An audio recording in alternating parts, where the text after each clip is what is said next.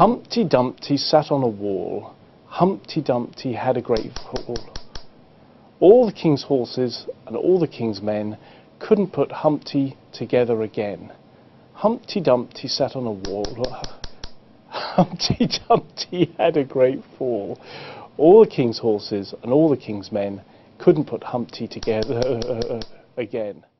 That may have looked like a strange party trick, but it's actually part of a serious research project conducted by Prof Vince Walsh in a basement lab at the Institute of Cognitive Neuroscience in London. He's using electrical and magnetic brain stimulation to understand the most complex known object in the universe and how to treat conditions such as migraine and stroke. Just to show the power of the magnetic fields passing through my scalp, and that this wasn't a trick, this is what it did to our videotape, even though it was positioned a few meters away. Star Trekking. Yeah, very left eyebrow twitch. It's hard to see because of the interference, but here I could still sing a nursery rhyme, even when he disabled my language centre, because singing depends on the other side of the brain. Okay. Humpty Dumpty sat on the wall. Humpty Dumpty had a great fall. All the king's horses and all the king's men couldn't put Humpty together again. I felt a bit apprehensive during this intriguing demonstration, but Professor Walsh thinks nothing of tinkering with his own brain for the sake of science. Jack and Jill went up the yeah, that's great. As researchers from around the world are about to gather to discuss the latest results, he told me about the remarkable potential of brain stimulation.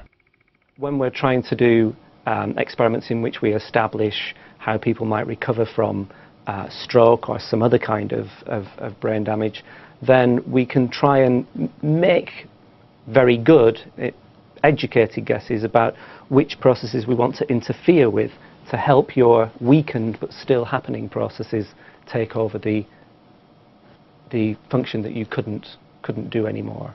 The equipment and the things we can do with it are evolving into clinical uses now, and we have a number of problems with classical transcranial stimulation with these coils and the big machines and the mapping of the brain that you have to do when you carry out these experiments. What we're trying to think of are ways of getting brain stimulation into the clinic and into the home as well. So with a migraine, someone feels it coming on, they put these electrodes on the head, and with a bit of luck they can stop the attack before it really develops. So some migraines are caused by having too much activity in the visual brain area, and some are by having too little activity, and we hope that this can balance out, reverse that relative inactivity in the brain.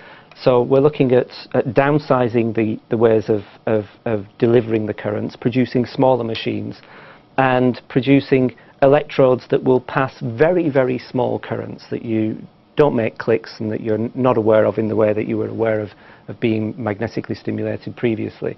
And these will change the excitability of the brain for longer periods of time. The problem with magnetic stimulation is its effects are pretty immediate.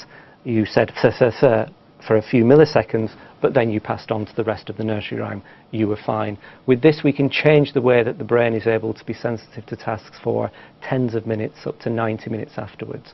And we think that might be much more valuable in a clinical setting.